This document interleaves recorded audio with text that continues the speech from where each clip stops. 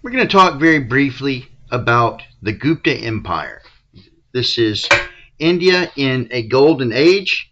This is the era of Indian history where the most intellectual and artistic achievement occurred.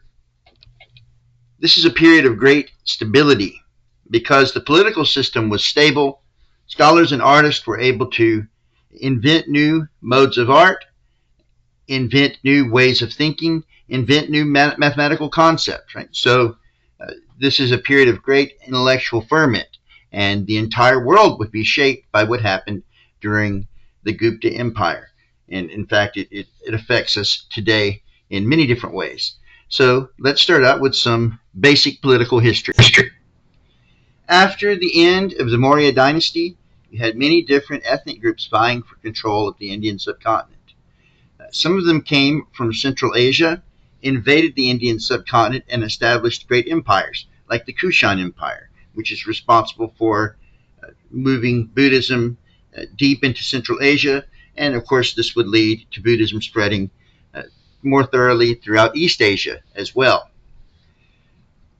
In 320 AD, a leader named Chandragupta, not to be confused with the Chandragupta from the Mauryan Empire, establishes a new state that will eventually dominate most of the subcontinent, a majority of the subcontinent, and all of the north. Chandragupta inherited the small kingdom of Magadha, and he began to build his power in what's now the state of Bihar in eastern India. Just like the Mauryans before him, his power was based in the east because the population centers by this point in Indian history had long since shifted east to the Gangetic Plain. So he began to conquer the neighboring kingdoms around him. He also engaged in a number of very beneficial marriage alliances, including one with a very famous woman named Kumara Devi, with whom he actually portrayed himself on gold coinage. It is very rare for a ruler to show himself and his empress together on a coin, and this is what occurred in Chandragupta's reign. But he also invaded northwestern portions of the subcontinent and the south into the Deccan Plateau. And Chandragupta built up a core set of territories in the northeast, and from there he ended up expanding outward, but he didn't replace the rulers in the lands he conquered in the south and northwest. He ended up actually making them tributaries so that they would have to pay him tribute, but he would not have to pay significant sums to secure these rebellious regions. So it was a very, very effective way for him to benefit financially and for the Gupta Empire to benefit without having to become bogged down in areas that constantly were in a state of rebellion. Chandragupta's son, Samudragupta, has been called the Napoleon of India due to the fact that he waged war throughout the vast expanse of the subcontinent, and he defeated many rulers, particularly on the Deccan Plateau. But one thing he didn't do, just like his father, he kept the rulers he defeated in their power intact and allowed them to secure these regions while paying him tribute. So he never became bogged down in any kind of occupation. So Samudragupta expanded the Gupta state and brought it to a point of military hegemony over the rest of the subcontinent. Samudragupta was a very cultured ruler. In many of the images of him, particularly on his coinage, he's playing a veena, which is kind of an ancestor of the sitar. You sit with it and you pluck the strings and press down the frets. Samudragupta was succeeded by Chandragupta II, who brought the empire to its largest territorial extent. He fought a number of wars in the northwest against satraps who were very rebellious and very difficult to defeat. Nonetheless, he brought them to heel, and it was during Chandragupta II's reign that the golden age of the Gupta Empire would begin. Chandragupta II had what were called the 9 gems. These were 9 scholars and artists who lived at the court and who made the court magnificent. One of these was Kalidasa, the writer, whom we'll talk about in a moment. But Chandragupta II set the stage for the great intellectual, artistic revival that was to occur during and after his reign.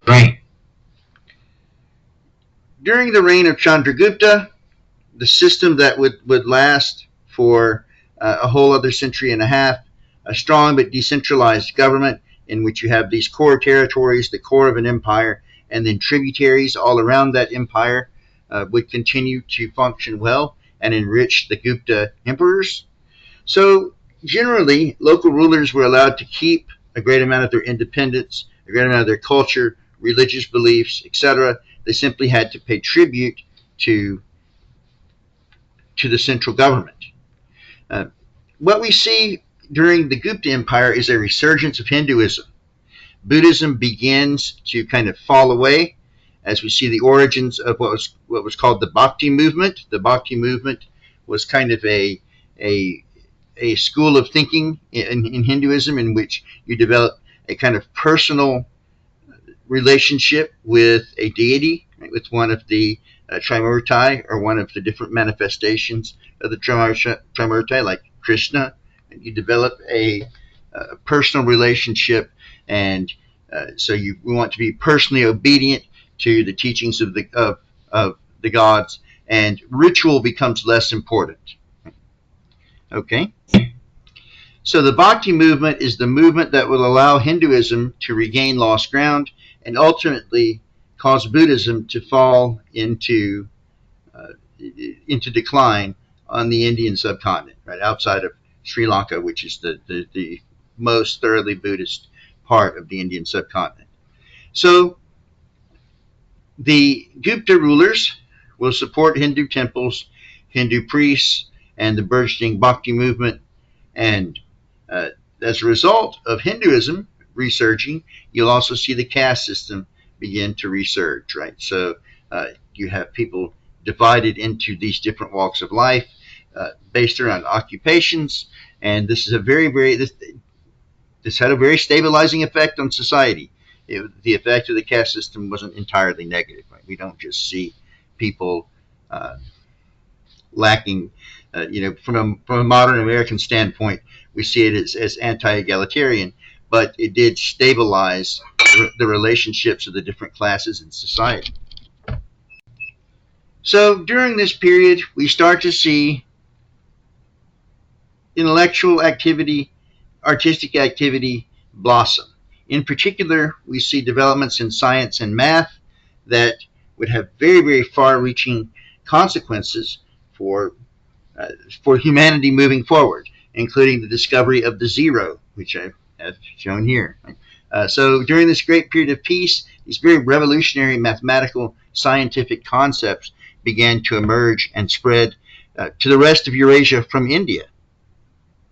One of the greatest scholars from this period was Aryabhata, who would have an outstanding impact on mathematics and science in a global sense. He calculated pi accurately up to 5 digits.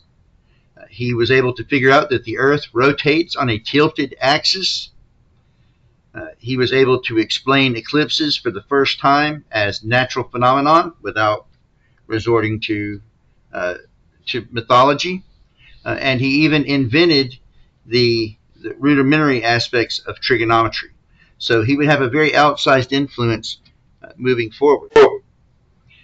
Aryabhata would be matched by Brahmagupta, another great intellectual and mathematician who ended up changing mathematics forever. First of all, he was one of the first to define the zero as a concept. It had actually been discussed earlier, but Brahmagupta was the first to really truly understand the revolutionary implications of the existence of a number that signifies nothing. From the standpoint of outside cultures, it didn't make sense. Why would you need to have a number to denote no number? If you think about Roman numerals, there's nothing approaching a zero, right? And you can imagine trying to do long division in Roman numerals. Very, very, very difficult. Right? Not just the zero, though, the entire number system that we use now, which we call Arabic numerals, they're actually Indian numerals. The reason we call them Arabic is because they came into Europe through Islamic Spain in the European Middle Ages. So these numbers are being developed. The modern number system is being developed in this period of time in Gupta India, and that includes the zero. Brahmagupta also created the concept of negative numbers. You have positive and negative numbers. You have absolute zero. And of course, this you can see how this would revolutionize mathematics. Also, it enables uh, it enables algebra. Right? And algebra would become systematized much later, but its origins are in India with Brahmagupta. One more thing I should mention is the concept of place value and interpreting the meaning of place value. This was another achievement of Brahmagupta. So you can imagine just how revolutionary these concepts were in engineering, in architecture, in uh, in calculating the wealth and the running of the state. So these are concepts that we all take for granted. There was also a literary and artistic renaissance during the Gupta period, and one of the figures responsible for this was named Kalidasa. Kalidasa was a great poet. He ended up creating a number of epic poems, but he also wrote plays. And so there is a surge in the theater in Gupta India. And of course, all of this is going on while very distinctive Hindu temples are being built throughout the empire. They have a very distinct, very ornate art style. I'll show you an example of some in a moment. Um, so, and we see a resurgence of Sanskrit being used, particularly as the Vedas are returning to their prominent kind of pride of place in Indian spiritual life. Many of these temples are very unique, and many of them are absolutely massive. Most of these temples that we see from this time period that survive are in South India. The reason for this is that during the 11th and 12th centuries, during the Islamic invasion of the Seljuks, the Turks, we will see the destruction of many, many, many Hindu temples in northern India. So these temples survive in the south in a way they didn't in the north. And of course, so we can actually see examples of the architecture during this golden age, despite the fact that a good chunk of it was destroyed. Okay. The decline of the Gupta Empire is very similar to the declines of all the empires we've covered so far. So I hope that you're starting to observe some patterns. One, the government inflated and therefore destroyed their currency, which happens the vast majority of the time that a large empire that a large empire falls. Right, the government cannot pay its debts, it cannot pay its bills. Instead of cutting spending, the government ends up debasing the coinage, reducing the amount of gold and silver in the coins. The coins lose value. Inflation surges, and the entire society becomes poorer. And just as this is happening, we usually begin to see population pressures uh, that begin to exert themselves on the empire. Right. So just like with the Roman Empire, with the Goths and the Franks, if you're familiar with that, they began to break into the empire's borders, and the empire had to struggle to militarily put them down. Just like with the Han and the Xianbei and the other peoples outside the Great Wall moving in, despite the fact that the Han economy and military was weaker than it had previously been. During this period of time, we will see a resurgence of the Xiongnu in Central Asia. The Xiongnu are, we talked about them fighting the Han Chinese army. And we also talked about how they would move west, a branch of them would move west as the Huns and invade the Roman Empire. Well, this is the period immediately after that, in, well, not immediately, but in terms of eras, right? This is the era after that, in which you have a branch of the Xiongnu move south from Central Asia into India, and they destroy cities, they destroy temples, they kill large numbers of people. So this migration is these migration pressures seem to go hand in hand with inflation to bring down great empires, and the Gupta Empire is no exception. Fortunately, the concepts that were developed mathematically, scientifically, for example, the idea that the Earth tilts on an axis by Aryabhata, these ideas began to spread outside of the subcontinent. So when this great destruction occurred, none of these ideas were lost. Right? They had spread throughout the world and very quickly adopted by many different cultures. In fact, now that we're looking at Southeastern Asia is kind of uh, from the standpoint of the kings of the time, uh, a kind of best of both worlds scenario where the best of Han civilization and Gupta civilization will kind of come together into a very unique mix, like the Khmer Empire, for example. But that's for another video.